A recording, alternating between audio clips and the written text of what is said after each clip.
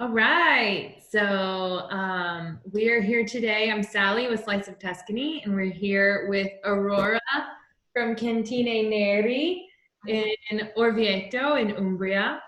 And she is their winemaker, and she has a wonderful presentation. She has a lovely video and great pictures, and she'll be telling us about their wines. But I wanted to get started again with just kind of an overview of Umbria, and then we can focus in on Orvieto and specifically Cantine Neri.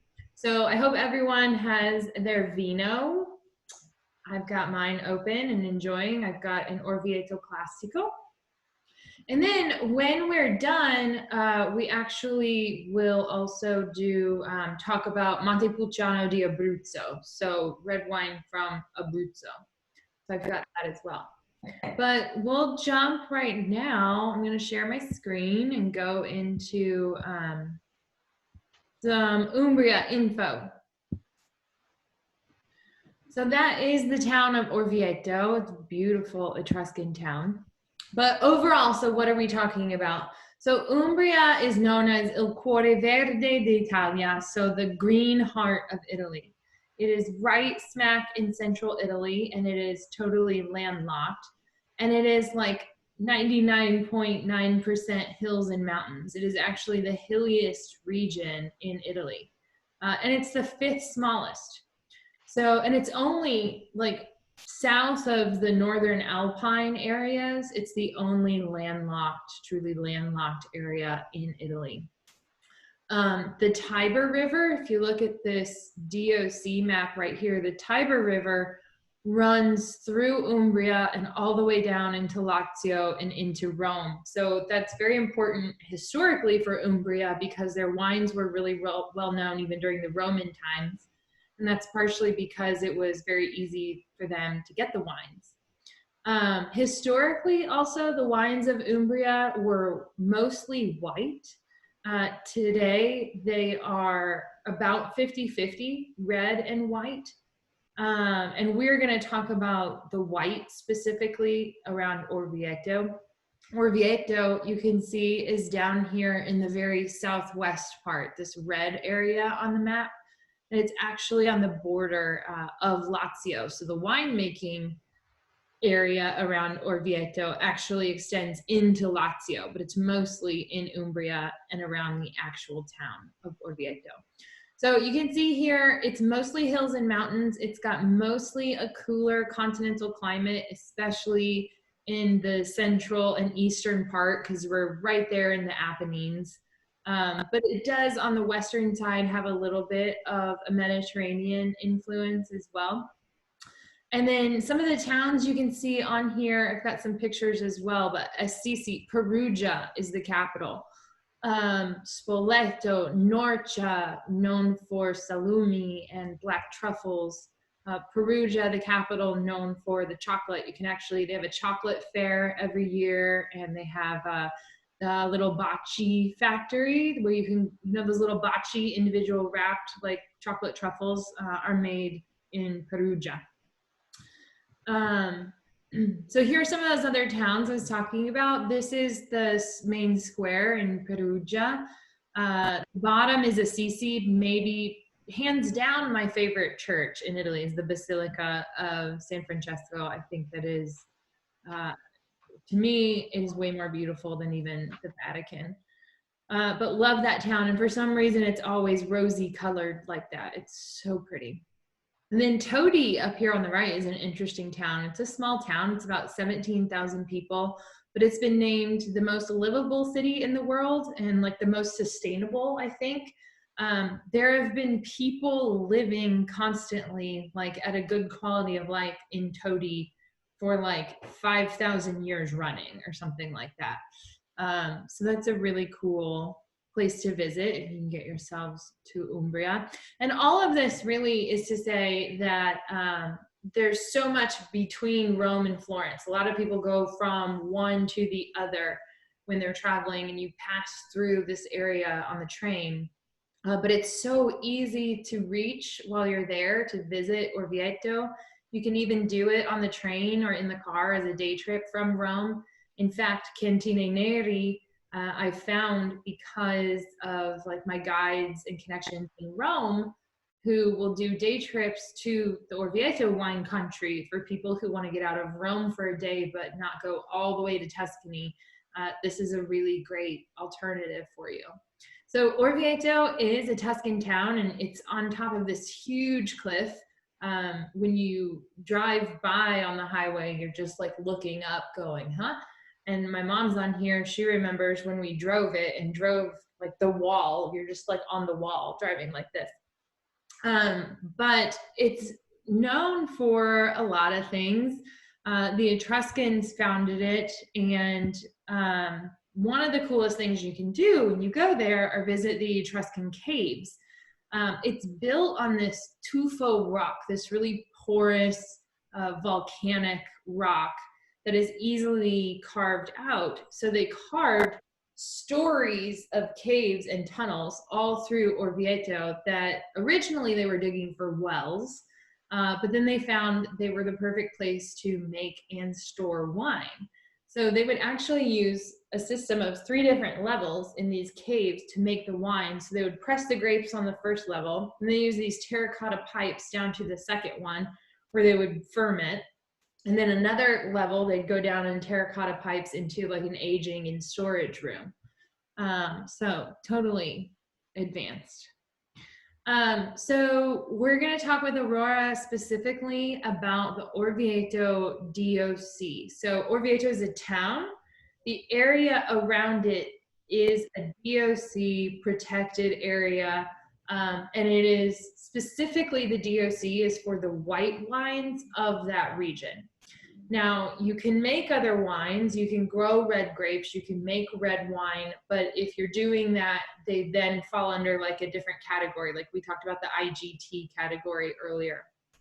So the white wines, if you make them with a minimum of 60% Grechetto and Procanico, which is also Trebbiano Toscano. So if you make them at least with a minimum of 60%, and then according to the rules of the DOC, then you can make an Orvieto DOC. Again, so that's always going to be white. But Orvieto is very important for the region. It has the highest production and export of all the different Umbrian wines. I will say, so just talking about the red wines for 1 second, Sangiovese is the #1 planted grape in all of Umbria. Not in Orvieto, but in the whole region. And then followed by Sagrantino, which is a really interesting red grape. If you can get your hands on a Sagrantino di Montefalco, it is a really full-bodied, very tannic, dry red wine, very specific to this one area, Montefalco in Umbria. So definitely worth seeking that out and trying if you can. So here we are. We're going to go to Cantine Neri, and they actually have an Etruscan cave where they store their wines on their property, which is really cool. But it's a family-owned operation. Enrico here, he is the son, and I met him during my visit there. They're smaller. They're considered more boutique. Harvest by hand, but again, we have Aurora, so it's pointless that I tell you this because she's the winemaker. So I will throw it to her, and Aurora, I'll let you take it away. Okay. Hi everyone, and yes, I'm Aurora Di Sclafani and the winemaker of Cantine Neri. So I introduced the Neri family history at the beginning, then I share with you a short video to immerse in a virtual experience, and then we talk about the soil, the terroir, which is important in the quality, and the native grape, Grechetto, and the other grape and other wines. Perfect. And if people have questions, you can use the chat to ask questions, and I can help you. If you have questions about even words or translations or anything, just let me know. But go ahead, Aurora. Okay. So Cantine Neri is a family business since 1952. So now there are three generations dedicate their life to viticulture. In the beginning, they cultivated the vine but sold all the grape to the others. And then in the beginning of 2000, they think about to also to become a wine producer. And so the Enrico Neri and Cristina Neri, his sister, accepted the project and they started the new adventure of make wine themselves. Cristina Neri she's an architect, so she converted the farm building in a cellar, using local material um, to for in low impact environments. Sorry for English. And also she designed the label, the end of the. Okay. This is the N because it's from it's N of Neri, but it's also the N they brought with chalk on the horses because before they have horses. And Enrico was an accomplished short jumper. Then, when they start to make wine, he finished with the horses and start a new business with the wine. So Enrico make the first wine in 2006 was the first production. And so now I share with you the video.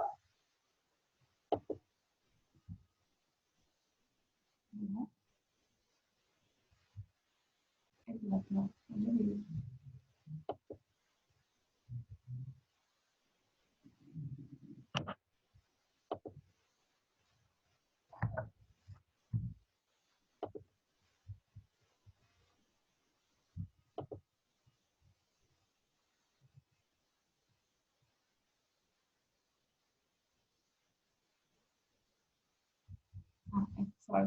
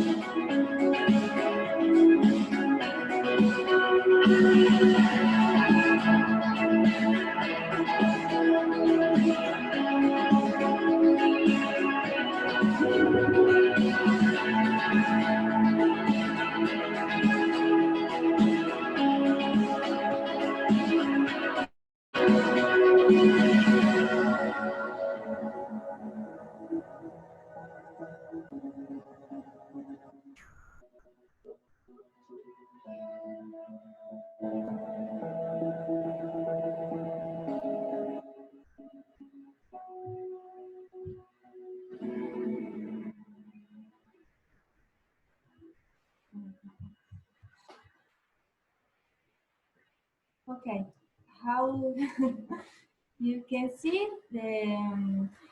uh, they have around the vine are spread for 170 acres, but we use only a small amount of this land, only 35 acres to make wine. So the other we continue to sell to others, and we choose the best grape, the best vine. We pick up the grape by hand because it's very important to arrive in the cellar without any oxidation, fermentation. The branch have not to be damaged. and the 80% is composed of white grape, because Orvieto is famous for Orvieto Classico, for white wine, because is the soil, the climate, the altitude is perfect for the white grape, to grow the white grape. And so we cultivate Grechetto, Procanico, Drupeggio, Verdello, Malvasia, like local grape, but also Chardonnay, Sauvignon. And for red grape, we have Sangiovese, Montepulciano, Merlot, Sauvignon, Cabernet Sauvignon, Pinot Noir, so different grape.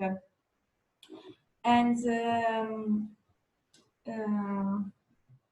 so what I want to tell you that is the terroir, the soil is very important, because give a unique wine, because the soil of Orvieto is have origin from clay, origin marine clay, and volcanic from eruption. To understand better what I mean, I share a picture.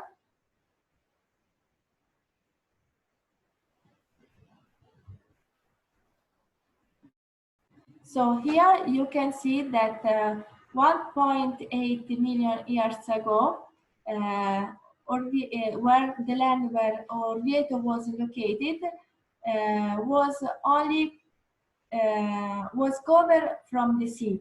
So we have a clay land. Then 400 million years ago, the sea retreat, and we have a thin layer of fluvial deposits. Then 100 million years ago, was there in this time in the history of the Earth, Orvieto area was have lot of volcans. So the eruption of this volcan make this layer, volcanic layer, and then when this layer of tufa was eroded from the river Paglia and the weather. So now Orvieto is on the top of the volcanic soil. The same situation is where we are in our winery, is on the top of Bardano Hills, in front of Orvieto. And so the vine grow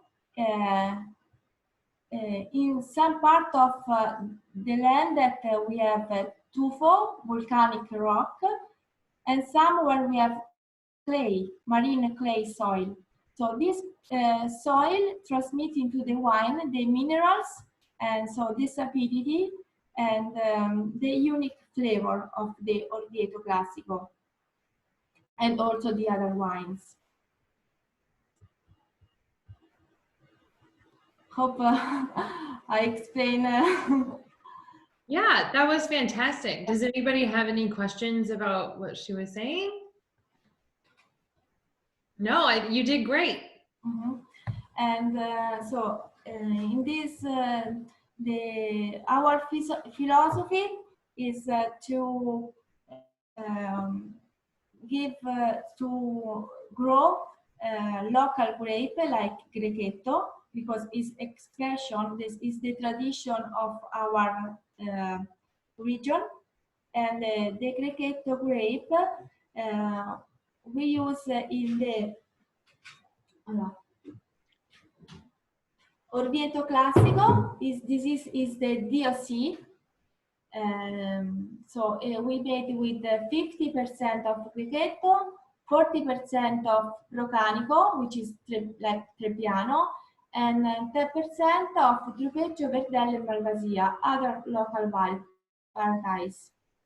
Then we have, this is Bardano, is 100% Grechetto, and this wine aged 6 months in the French oak, in the barrel, in the Tuscan cave. And then also with the Grechetto, we made the sparkling wine. But there is a difference between this Grechetto, because in Umbria we have two different clones. This is made with the Grechetto of Orvieto, and this is especially the Grechetto from Todi. So different family, but genetic, have some different genetic, and also the grape is a little bit different and gives different flavor and taste. So would you say, Aurora, how important, like Grechetto as a grape, does it prefer the clay soil or volcanic? Grechetto is good in clay soil. The clay soil give more longevity and acidity into the wine. Mm-hmm. Overall, would you say Grechetto is generally enjoyed younger, or can it age for very long? Obviously, the ones that are, when they're made, that are aged in oak can probably age a little longer. A little longer, yes. The interesting things is that the Orvieto Classico is a blend, so it's also Trebbiano and Grechetto. Probably our Orvieto Classico can be aged very long. So we taste the 2008 and still good and very interesting wine. The 2008 was our first production, but I taste Orvieto from other winery, more older than us, and they can keep longer. So probably it's the mix of soil and grape that give this longevity, because the clay soil influence the acidity, and probably the volcanic, the minerals. So this is the mix of the component give the aging. Mm-hmm. And that's pretty unique for white wines. I mean, some white wines definitely can be aged longer, but this is one thing I think is so interesting about the Orvieto area. The white wines from the area are excellent. I mean, they can be really excellent. And it's crazy to me that people don't know about these wines, because this to me is a perfect white for so many different things. It's got so much personality and it's refreshing. I could drink a lot of it, but I also like savoring it because you can taste all these different things in it. It's such an interesting thing to me. I wish more people knew about Grechetto and Orvieto. See, we have a different expression because the blend, the Orvieto Classico, is more easier, but at the same time is a medium body, but persistent in the mouth. On the nose is floral, fruity, is like fresh, remember fresh herb, hints of dry herbs, and like chamomile. And this is the 2018. The vintage Orvieto Classico is very balanced in a body and in a mouth, in the smoothie and acidic. And so this is easy, but at the same time persistent in the mouth. Invece the other, the 100% Grechetto, have more structure because also aging into the oak, so have different notes. Have you can smell the tertiary aroma like from oak, like dry fruit, then opposite to the fresh fruit. Like for example, Orvieto is more like remember apple, green apple. Actually, this is remember the nocciola, Hazelnut. hazelnuts, so dry hazelnut or vanilla. So very different wine. So it's this same grape, but very different style. So this is for this wine you can drink like aperitif, or it's more easy to drink with everything, fish or pasta. This is maybe needs more structure because it's more structured wine. So like cheese, strong cheese, or also it's good with truffle that is typical of Umbria, like pasta with truffle, and so it's very nice to compare same grape in different style. What are some of the other wines that you're excited about that maybe don't fit into the Orvieto DOC, but you're experimenting with maybe some of the other grapes? I know you have Chardonnay, Viognier. Do you have those blends as well? Yes, we have the Bianco de Neri. This is blend with the international grape, so Chardonnay and Sauvignon.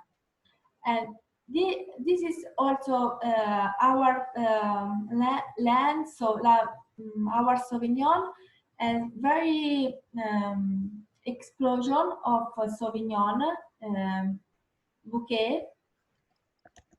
So we use 70% of Chardonnay and 30% Sauvignon, but the 30% of Sauvignon is very recognizable, so si riconosce bene.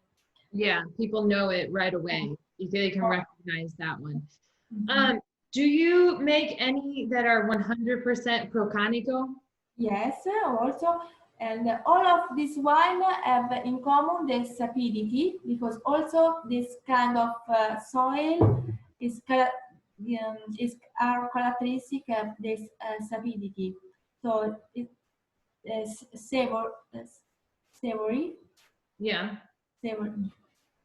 Then this is the particular production, only 1,000 bottles. And this is Trebbiano grape, 100%, made in terracotta. Oh, interesting. Is that a newer thing? I know a lot of people are going back to trying out, experimenting, making the wine in terracotta. And why did you choose to do that with Panico?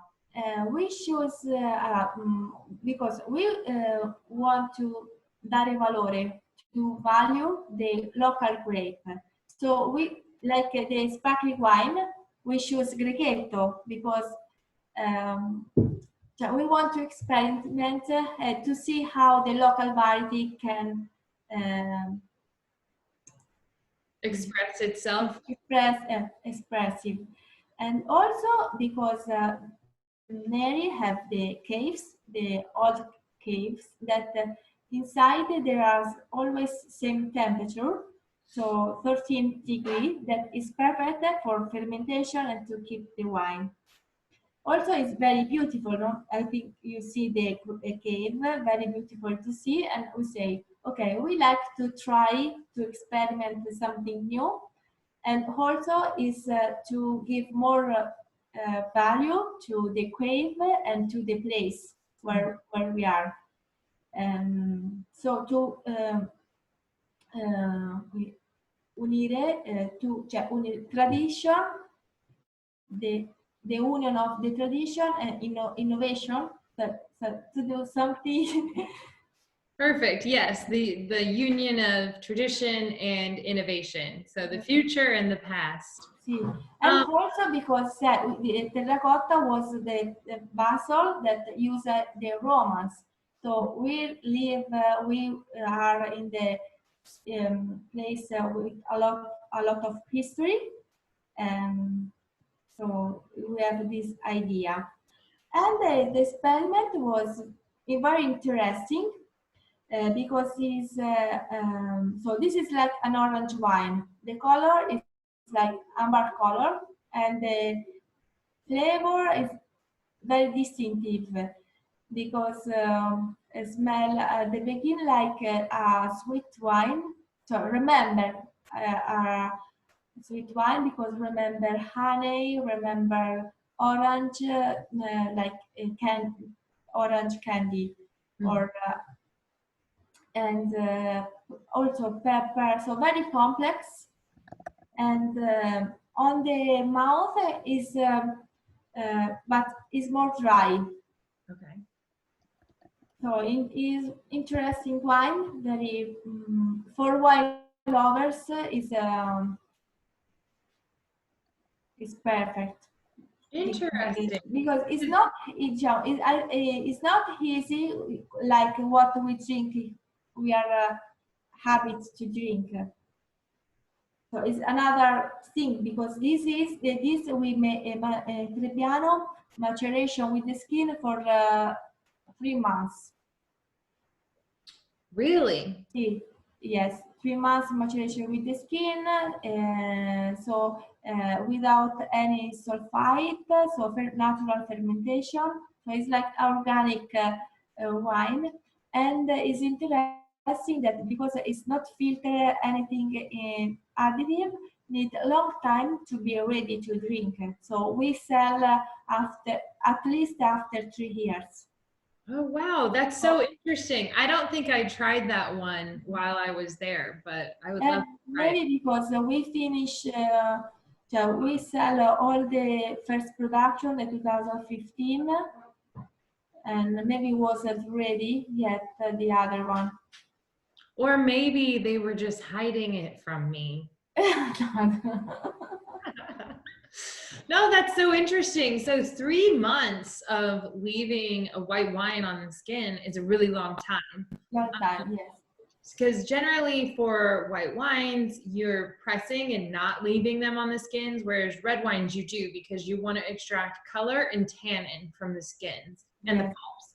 So you leave it on for a long time, usually 2 weeks, 3 weeks, 4 weeks. It depends. People range. But then you like break the grapes and then you do leave it on its skins for reds for however long you'd like.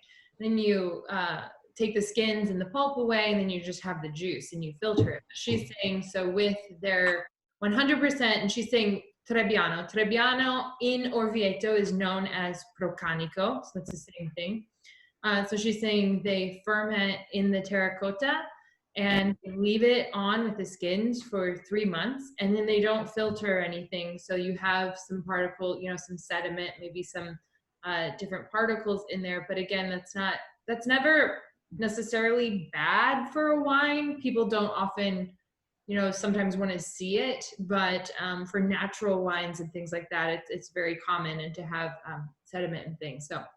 So interesting. Well, I want to get my hands on a bottle and try that. Do you, what red wines do you make? And then we have the red wine, two red. Rosso de Neri is only stainless steel tank for, and this year we have DOC as well for the red. Oh. In Orvieto we have a DOC, Rosso Orvietano, but for us was the first time that we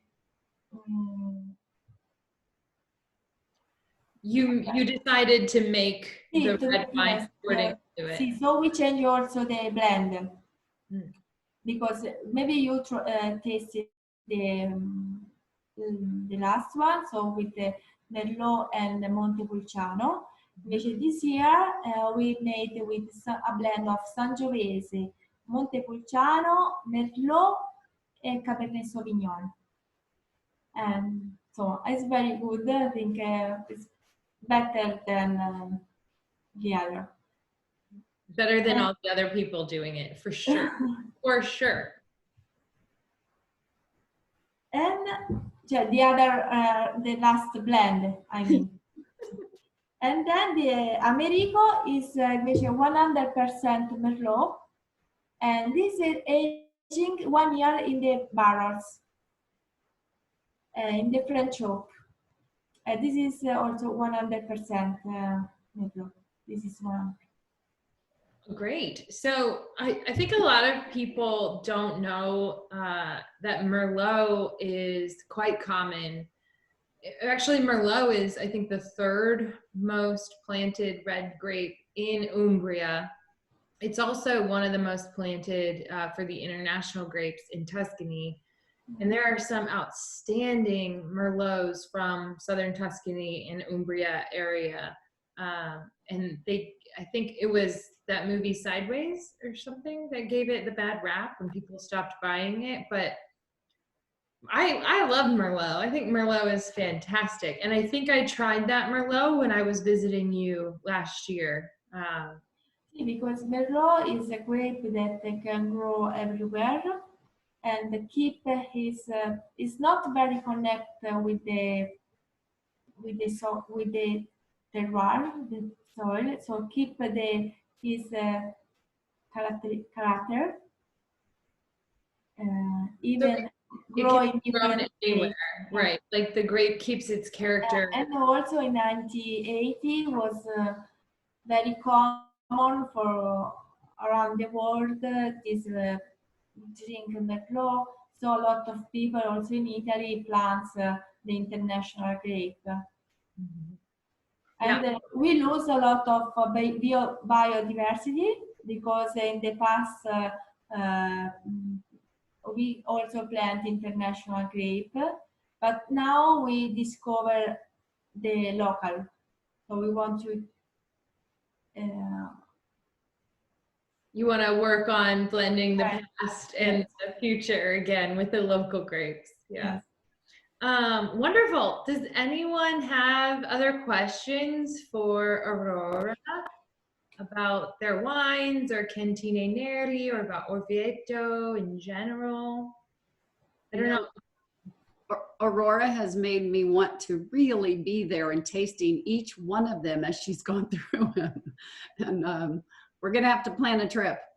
It will be a pleasure. And also another very special production is a sweet wine. This is muffato from noble rots. And because in Orvieto we have the lake, so lake and for make this wine we have to leave the grape on the vineyard until November. So during this time the weather, so the fog in the morning and the sun in the afternoon.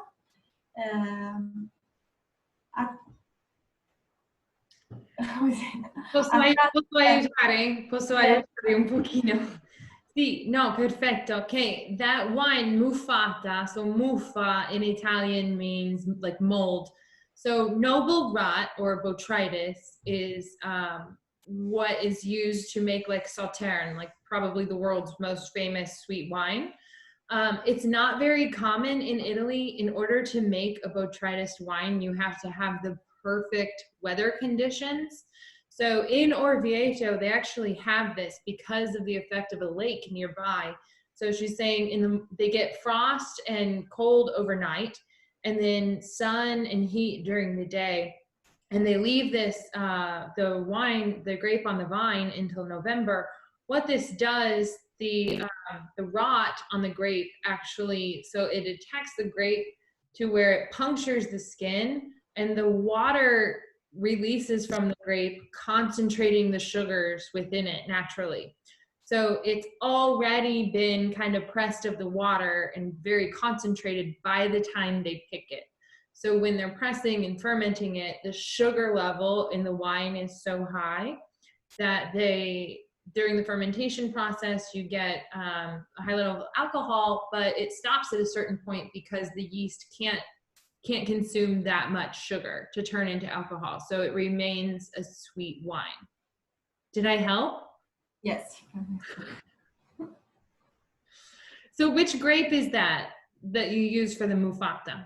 Muffato also 50% Grechetto because and 50% Sauvignon. Grechetto is a grape that have thick, not thin, but Thick. thick skin, so resist to the attack of the noble rot and so in order to be dry. And I tried that as well while I was there, and it was delicious. I'm a sucker for sweet wine. I'm fine having a sip of something as dessert. Okay, I'm not gonna lie. I also have dessert, but I need also a sip of something.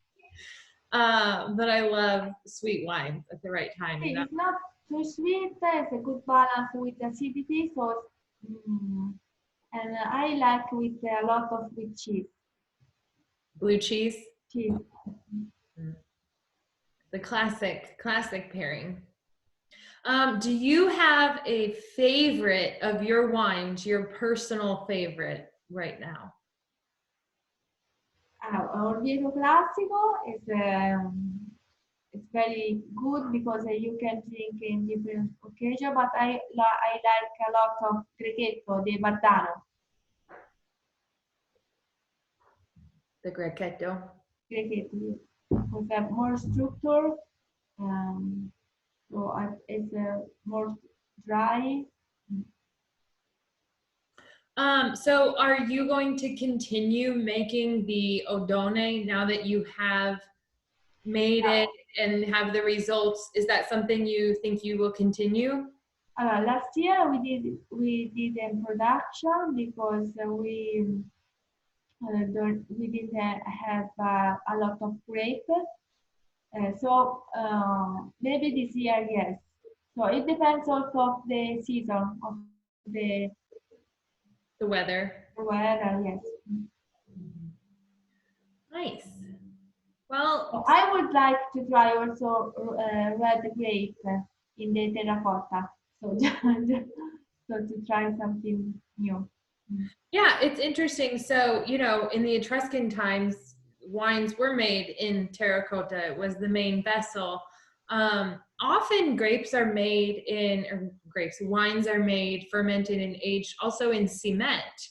There are several wineries that have aged in cement for a long time and continue to do so.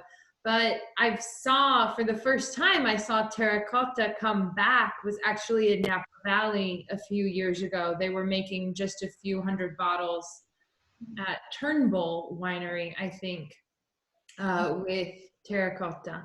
So I think it's interesting. I think the trend in wine right now is go back to native grapes and go back to native practices. And there's a really big push, not only in that, but also organic and biodiversity. So it's all kind of going back to the natural right now, pretty much all over the world. So yeah, it's interesting. It's fun to see. Because if people like wine, it's drink because they want to have an experience or feel something different. It's good. It's better. I think it's interesting to drink native grape or different way because you can taste the difference and industrial wine it's more a flat flavor, so all the same. So maybe easy, nice, but if you look at something for give more emotion or something? Yeah, absolutely. We don't want to drink, I mean, we can drink Cabernet from all over the world, but part of the fun is tasting how Cabernet is different from, you know, Bulgari to Bordeaux to Napa Valley. But then beyond that, you know, these grapes like Canaiolo Nero in Tuscany, which was the principal grape until they found that Sangiovese does really well there. But all these grapes that, you know, Le Marche and Arezzo, you know, all these, or Abruzzo have these native grapes that they're starting to do more and more of, like the Pecorino. It's a cheese, yes, but it's also a grape. And it's a really great white wine, white grape that I really like from that area. So it's interesting. I like that the trend is going that way and that we can kind of explore the world through those differences and pair them with local foods and things that come from those areas, because I think that's an important way to explore the local culture too, is through one glass at a time. So somebody asked me about wine prices and what we'll do.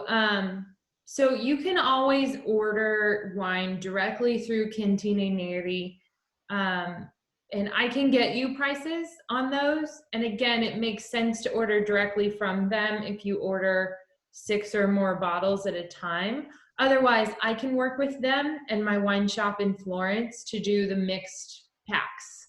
So let me work on pricing and I can get those separately if that's okay with everybody. I can put it on the page after the fact. Okay, perfect. So Aurora, thank you so much for your time. Aurora. Thank you. Hope Thank you. I speak clear. No, benissimo. Noi ci sentiamo dopo, ok? Ok, grazie. Ciao. Ciao. Cheers. Cheers. Salute, sì, infatti. Salute. Thank you. We'll stay on. I'll let Aurora go to bed. But I also have the Montepulciano di Abruzzo. Does anyone have that too? Yeah. Yeah. You, Dennis, and is it Liz? Don't. Does everyone have this one? You guys have a better one. For sure you do. But I'm not gonna lie. So this bottle is gone. And I was so happy it had a screw cap because I opened this to take a sip the other day and I was like, heck yeah, it's delicious. And I've been sipping on it a little bit every day since. And this is all that's left because I was like, I gotta save that for Tuesday. But I love it. And screw cap is the best if you do want to save wine because it's the best airtight version of all the caps. So I was going to do this part kind of quickly, but I will go back to my PowerPoint. I always make fun of Matt, my husband in the military. I'm like, the US military is the #1 supporter of Microsoft PowerPoint. He had a presentation sent to him the other day that was 3,700 slides. I can't even handle it. But I've started to use it too, so it's kind of funny. Anyway, so Montepulciano di Abruzzo. Abruzzo, in terms of the wine history, yes, it also has a deep history, but it doesn't have necessarily as many DOCs in specific areas and specific grapes. It is heavily dominated by the grape Montepulciano. So Montepulciano, the grape, the red grape, has zero to do with the town of Montepulciano in Tuscany, which is right over here. They happen to have the same name, but they're not related. Yes, Marianne? So, teacher, when we went on our trip, this was like Misha's favorite wine, right? So we were so excited because we're staying in Montepulciano. We can't wait to have Misha's favorite wine. And we get there and he's like, this isn't and they're like, you guys, you Americans are morons. This is not where they make that wine. So I don't think it had anything to do with you being Americans, to be honest. I think outside of central Italy, they probably still are like, huh, is that not the same thing? The only clue is that di Abruzzo, so of Abruzzo, but still in your mind, you're seeing Montepulciano and you're like, oh, yeah, duh, those are very specific words and they're the same. But it is a grape. It is also a city, unrelated. So it is, so Abruzzo down here. So we were just talking about Umbria right here, its neighbor to the northwest. But Abruzzo is along the Adriatic coast, and it has the central Apennines that run down the middle of it. It has beautiful mountain areas. So even into February, March in central and southern Italy, you can go skiing. We've skied in Abruzzo for Valentine's Day. The mountains are really high. So, I mean, this area down the central part is no joke, mountain range wise. I believe the tallest peak in Abruzzo is the Gran Sasso. I think it's like 8,000 feet. But L'Aquila is up here in this little corner, kind of by Lazio. This is Lazio. This little dot is Rome. So it's straight over from Rome. And it is so unexplored and unknown. And really, so is Le Marche. So this region right here, there are some wines from there that I didn't include in this, and we're not going to talk about Le Marche at all. But to me, Le Marche is the next Tuscany. Like if you were like, I want to buy a Tuscan villa, but I don't have $1 million, I'd be like, go to Le Marche. It is the same thing, but it's half the price. And they have so many different wine regions, whites and reds. I was studying this for my class the other day, and I got on there.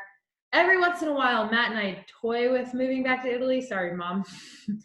And I was like, here's a house. His one requirement is a garage. And I'm like, now in Le Marche, we can have best of both worlds here. We can have a garage and winery views and all that stuff. So anyway, I digress.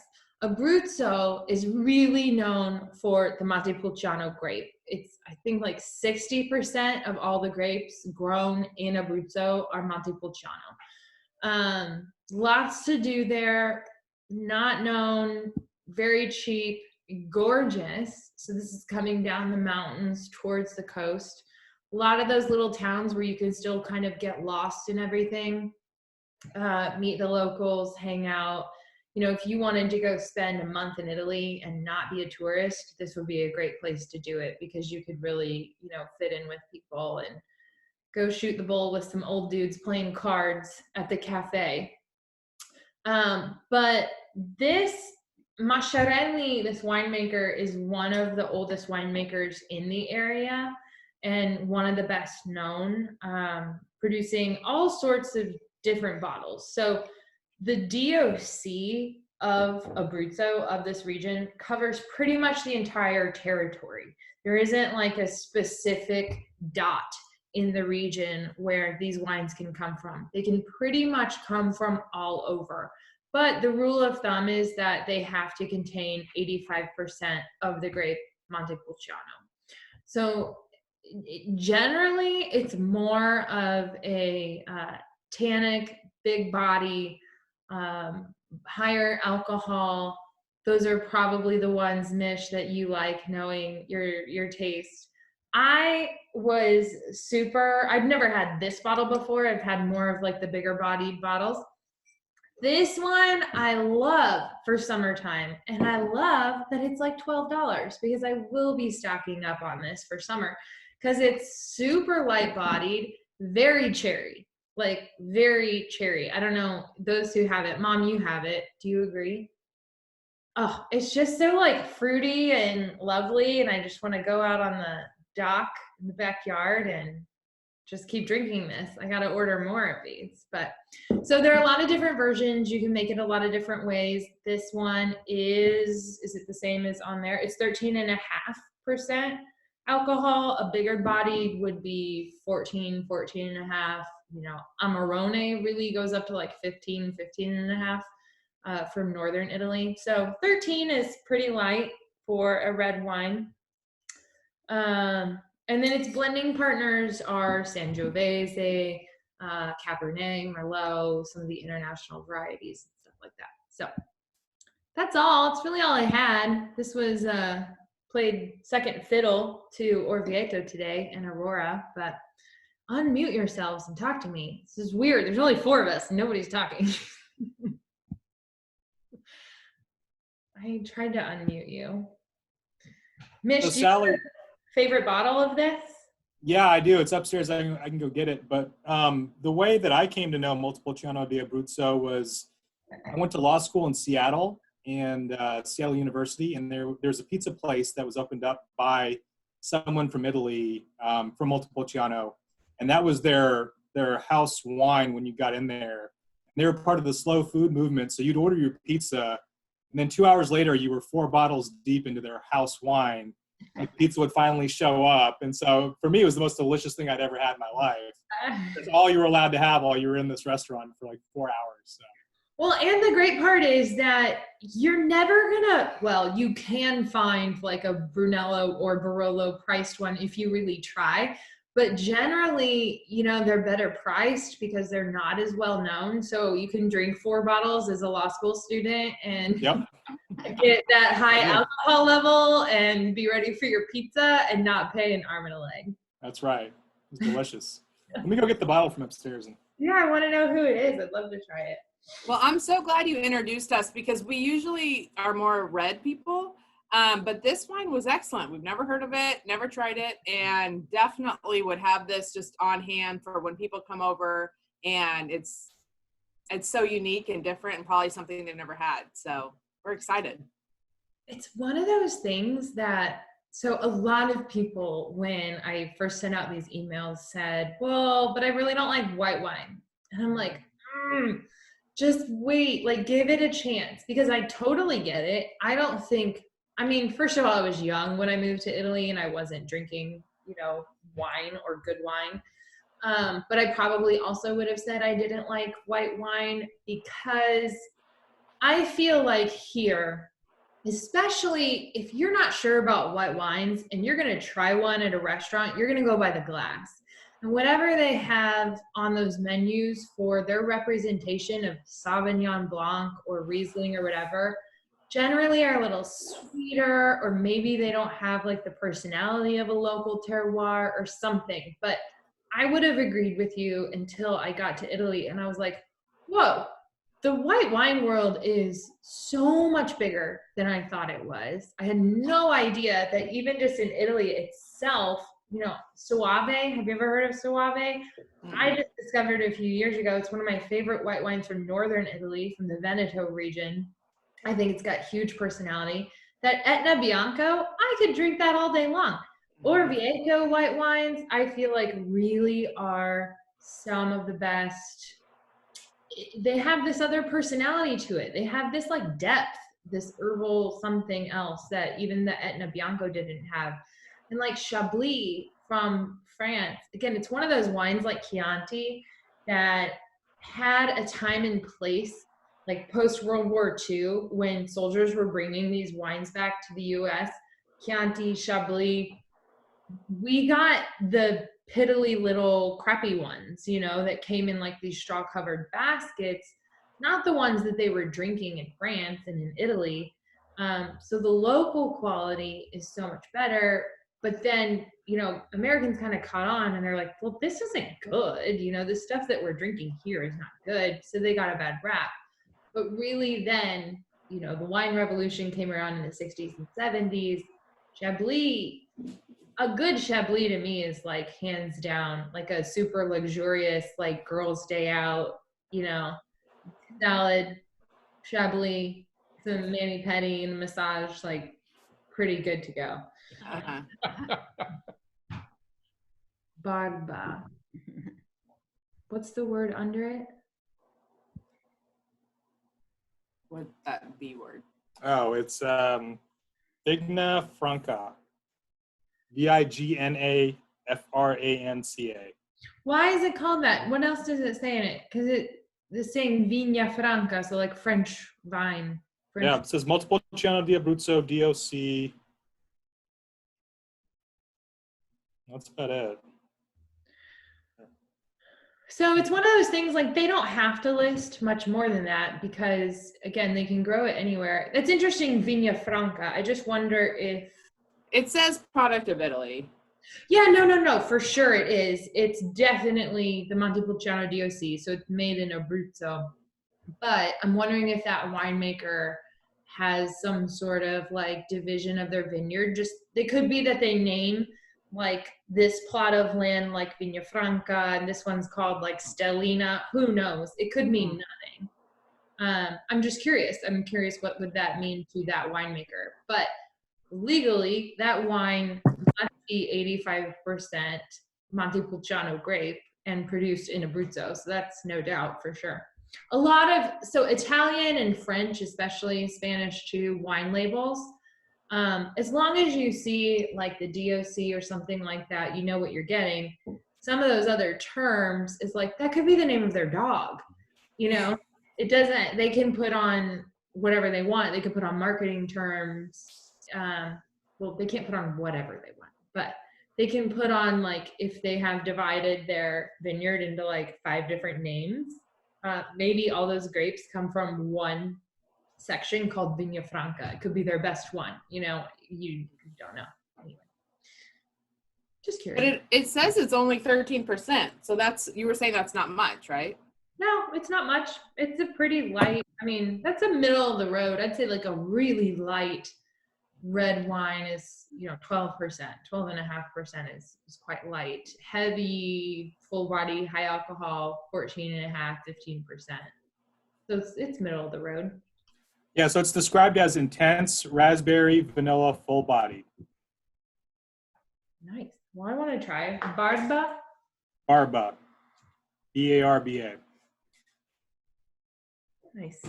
Well, I will say, so the Cantine Neri, I'm going to stop recording. Bye, everybody.